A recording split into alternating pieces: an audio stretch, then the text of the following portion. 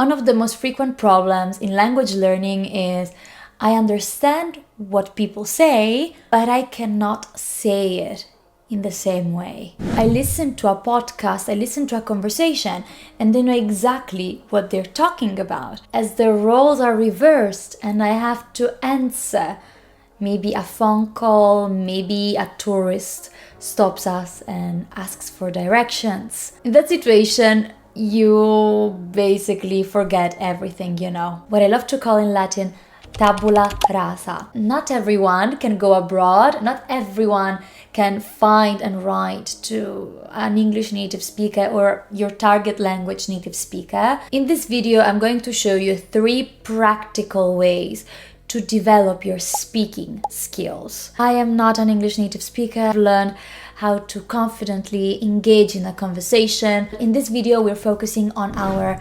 output. What we say or what we write. Imagine the language is like an arrow. Language is exiting from me.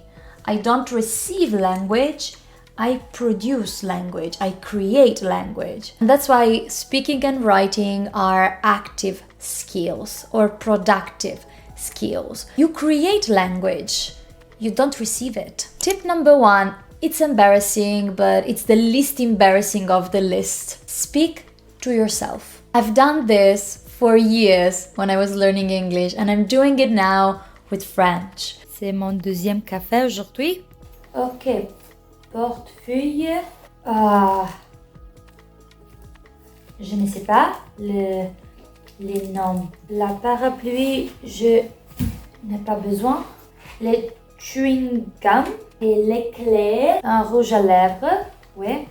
I walk around the house, and when I'm cooking, when I'm arranging something, when I'm making my bed, I try to speak aloud. Bonjour, bonjour, bonjour. Aujourd'hui, je ne suis pas comblée. Il y a beaucoup de travail aujourd'hui et je ne suis pas prêt pour ça. Le ciel est nuageux, mais il y a du soleil. Et oui, voilà, on y va. And I try to say what I'm doing in French. Or I try to come up with fake conversations. What is the weather like today? And you start speaking. You're around your house, you start speaking to yourself. Nobody's listening. And you just try to express and say the answer as if somebody had asked you the question. La météo, c'est OK. Aujourd'hui, le ciel est un peu nuageux. C'est vrai, mais c'est bon. C'est bon. This is very good because if you want to say, oh, I detest when the sky is, and you don't know the word for this, go on a good dictionary and you find, I hate it when it is overcast. And now you have the word for an idea you wanted to express, but didn't know how. I've made an entire video with this. It's the most viewed video on my channel. And now let's move on to number 2. The more embarrassing it is, probably the more effective it is in this sense. Record yourself. I don't care if you detest your voice. I don't care if you're embarrassed because you're speaking to a device. It doesn't matter.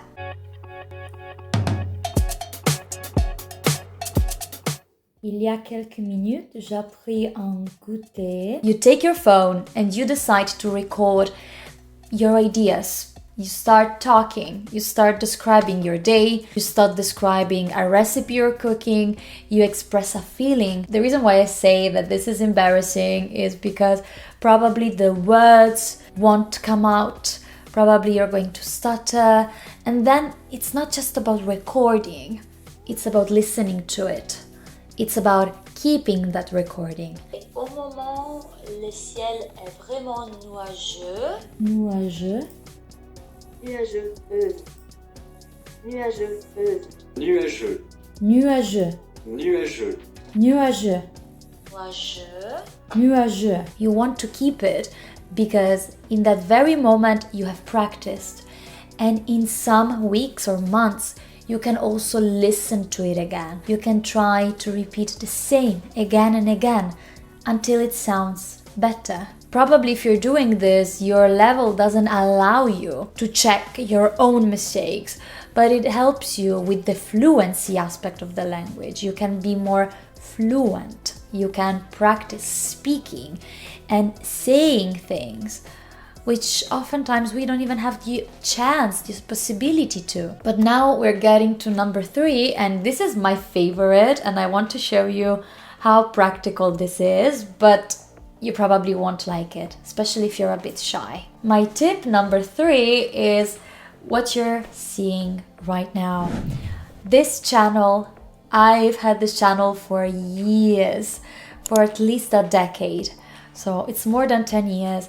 A lot of my videos are private, so you cannot see them. I'd be extremely delighted to show you the difference between me some years ago at the beginning of my English journey. Sorry. So I'm wishing you happy April. Have a good April and happy April's Fool. I hope that this funny day, how it is supposed to be. I've always recorded YouTube in English, and that has served me as practice. Not only was I editing, recording, editing, and trying also to make an engaging video, which back then wasn't engaging at all, but I tried. I was studying, I was planning the video, I was writing the script, I had to improvise. So all these aspects have made me so much more fluent because I could practice speaking to a camera, and I knew people would watch the video. So it's not just recording it for yourself, you're adding the external element. Other people are going to watch it.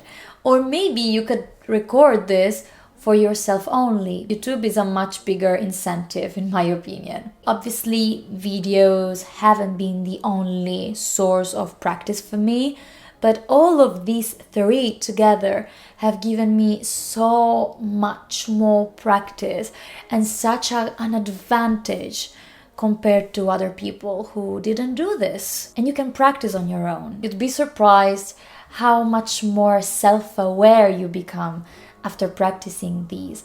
So let me know in the comments, what method do you prefer the most? Which one is your favorite?